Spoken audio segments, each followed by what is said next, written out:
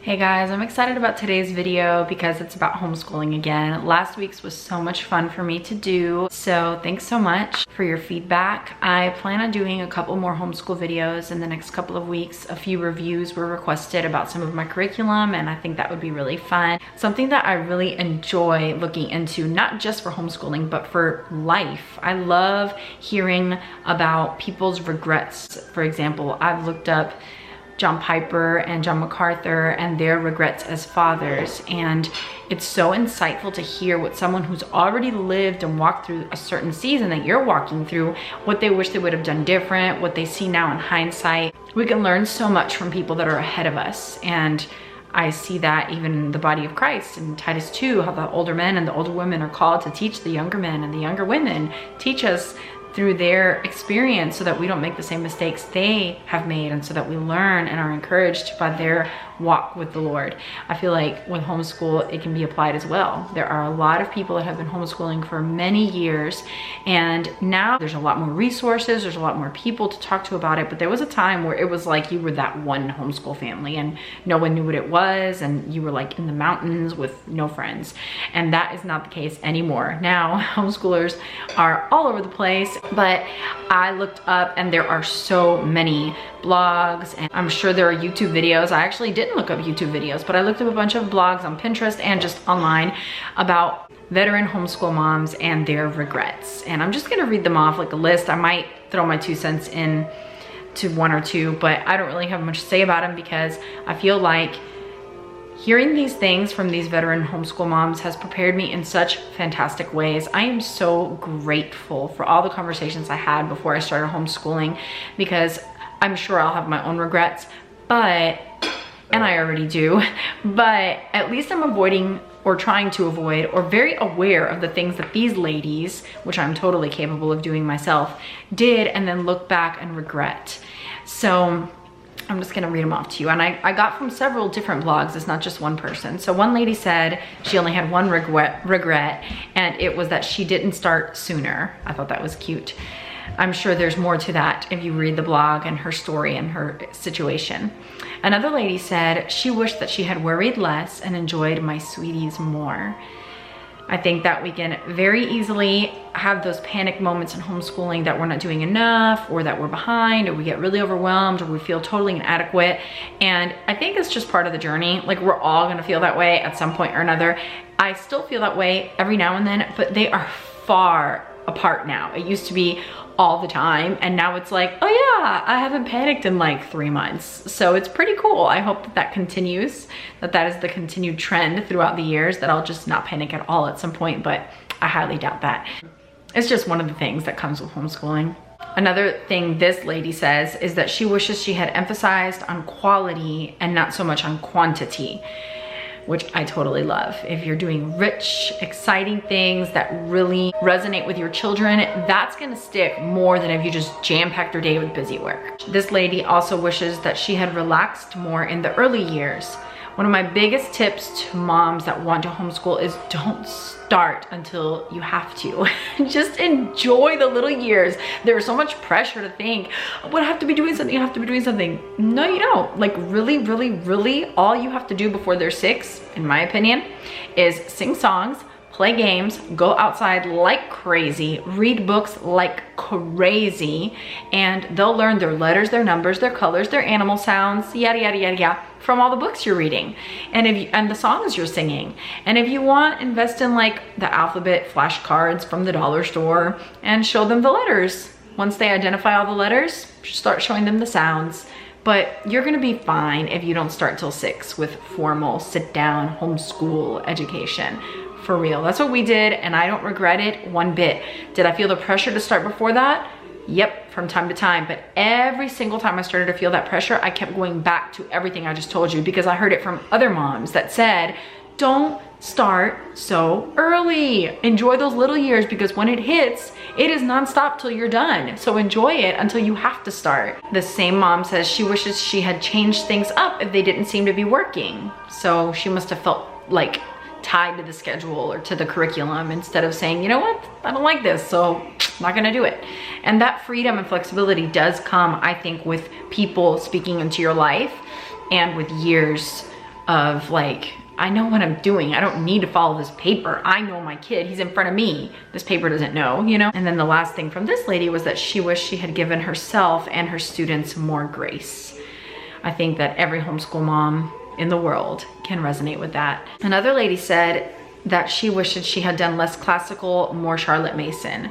I'm assuming she felt like the material was probably wonderful for classical, but the rigorous aspect, she didn't enjoy that as much as the free, more relaxed Charlotte Mason method. And she wished that she had not compared the students, so her children, to each other.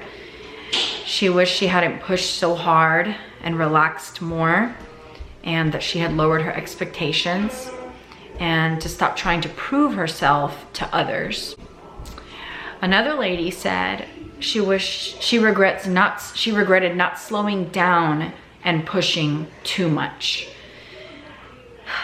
which is, you know, so easy to imagine falling into that over and over and over again. I think that the resources we have today are freeing mothers, homeschool mothers, from these natural tendencies, because this is where most of us would go.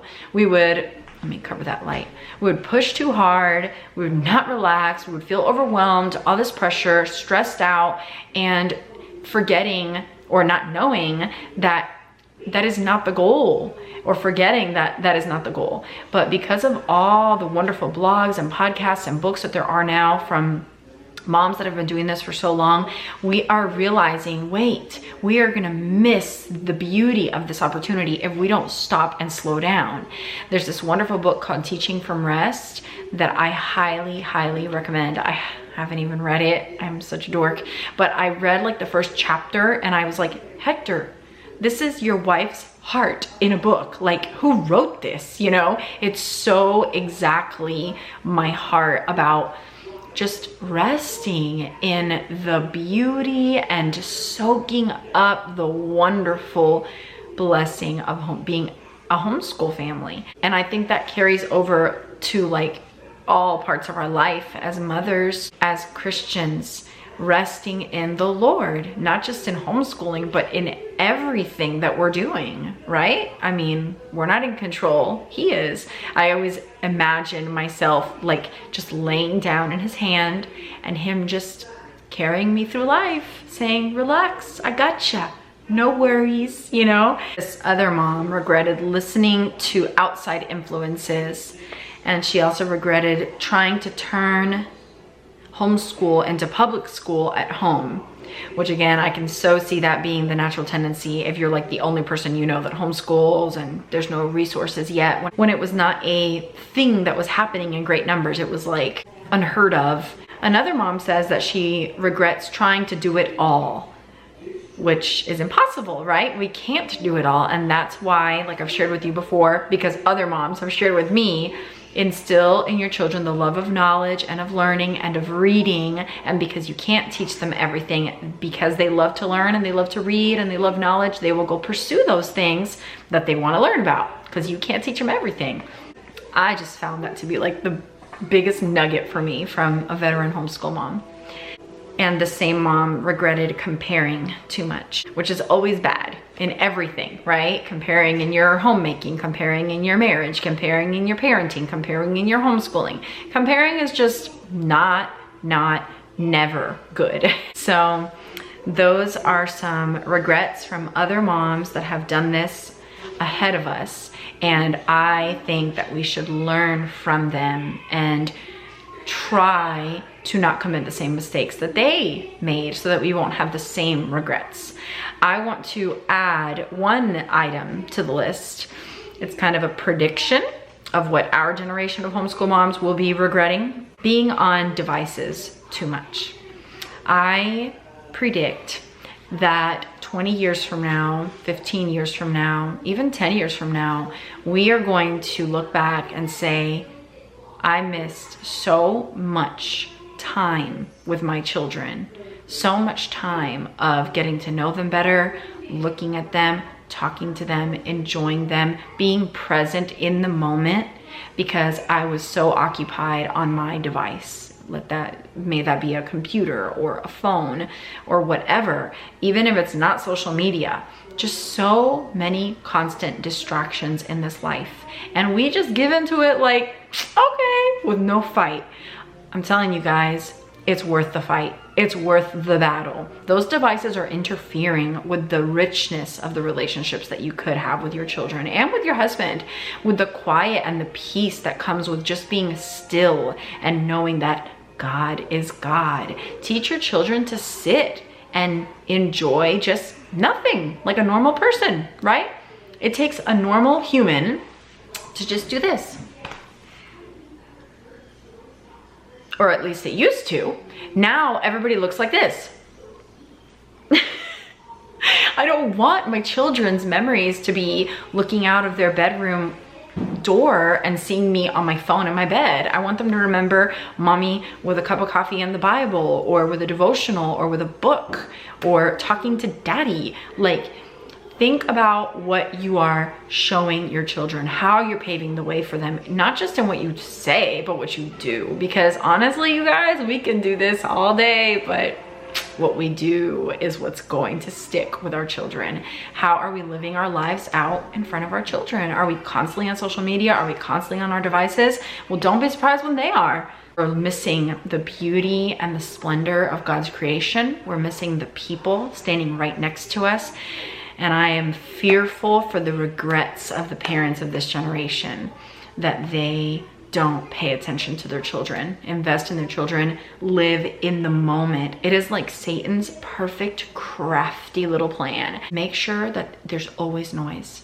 Make sure there's always distractions, because when there's always distractions, guess what you never have time to do? Stop, be still, and hear the voice of God. Ponder this life. You need to stop and be still and ponder this life and be open to hear the Lord speaking to you. And that is so important. I tell my children that all the time, but I hope this video is encouraging to you. Let's learn from those that have walked this road before us. Believe them, take their counsel, their advice, their wisdom.